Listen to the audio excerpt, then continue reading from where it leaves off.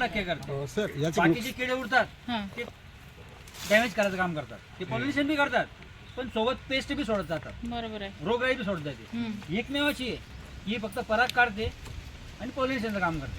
मध वगैरे तयार होत नाही. मग याचा फायदा काय आहे, तुमच्याकडे जर फळबाग आहे किंवा तुमची फुलशेती आहे किंवा तुमचं भाजीपालाचं पीक आहे, इतर जे काय कोणतं याला फुल येतं त्याच्यासाठी सगळं काम आहे. तर बरोबर आहे, पण आपण रासायनिक खताचा वापर वाढला की नाही? आम्ही रसायन मारतो. नाही, आपण नाही सर, ग्रामीण भागामध्ये म्हणून याचं थोडं उत्पादन बोलताना मी म्हणतो की 70% मधमाशा गायब झाल्या. आपण लहानपणी प्रत्येक झाडामध्ये बघायचो, प्रत्येक झाड तुम्ही लहान असताना प्रत्येक झाड मध काढून आणायचे. आताच्या पिढीला मध दिसत नाही. हो बरोबर आहे. आपण मध वापरतो आता पतंजलीचं.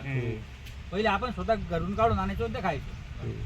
नाही सर, रासायनिक वरून थोडं हळूहळू कमी व्हा. तुम्ही जीवामृत बरेच असे काही जैविक घटक आहेत की तुम्ही ते वापरू शकता. फक्त एवढी की मी म्हणत नाही तुम्ही आज जैविक वापरलं तुम्हाला आज दिसत मिळेल. म्हणजे आपण काय केलं, रासायनिक वापरून वापरून आपल्या जमिनीला आणि पिकालाही सवय पाडून टाकलेली आहे, हॅबिट करून टाकली. पण ही हॅबिट सोडण्यासाठी आपल्याला कमीत कमी 2, 4, 5 वर्ष आपल्याला मेहनत घ्यावी लागेल. उत्पन्नामध्ये थोडा 1, 2, 20% घटेल, आपल्याला उत्पन्न कमी आलं. पण ही आपली जी पुढची पिढी आहे त्या पिढीसाठी भविष्यात कामाला बदल येणार. होते सर, त्याला बदल होते. आज तरी आपण मधमाशा बघतोय, मी गॅरंटी देतो पुढची जर आपण निर्णय घेतली तर पुढची आपली भविष्यातली पहिला मधमाशी दिसणार नाही, फक्त पुस्तकात राहील ही मधमाशी. शेजाऱ्याने तुमची इच्छा करायची करा, तुम्ही 1 पेटी लावा, 2 पेटी लावा.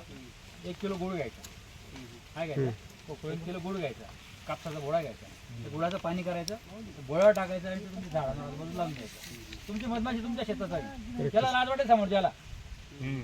तुम्ही तो पिक्चर बघितला का, तो थुकतो, तो बाजूचा पुसतो, भिंत पुसतो, करू द्यायचं त्याला. गुळाचं पाणी पिते, हो, साखर पाणी, गुळ पाणी. पण लागवड केली आहे.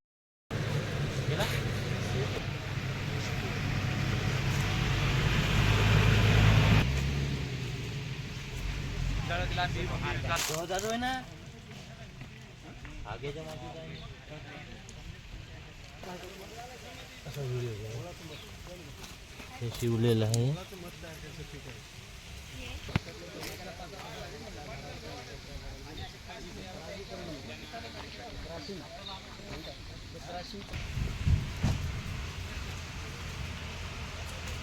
हे काय झाड आहे.